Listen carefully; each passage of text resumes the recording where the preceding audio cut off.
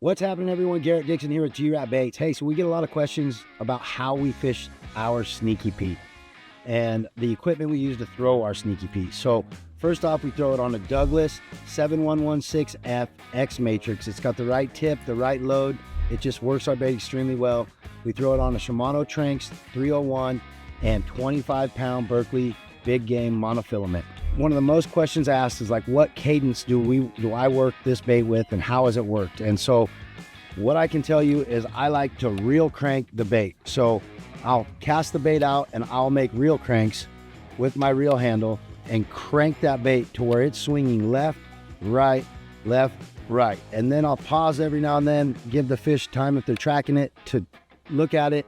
And then generally when you start it again, I'll kind of snap the reel handle, get it to kind of come out of its pause real fast and a twitch or two, and then back to reel cranking left, right. And that cadence seems to be a cadence that kind of puts them into a trance, and they follow it, chase it, and you'll get a lot of bites doing it.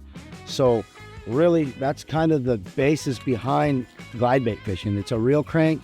The thing about the Sneaky Pete is that it offers an excel point. This bait will excel extremely fast, where you can burn the reel and it'll scurry like you can't believe. Some of the other glide baits on the market are a little just wide gliding and slow, and they can't burn as fast. This bait will burn really fast, and then when it does that, it has a rattling system to where it knocks, and you can hear that extremely well, and all that. It creates a lot of commotion and ruckus, and it drives the fish crazy, and they bite it. Thank you guys for listening. Garrett Dixon, G-Ratt Baits.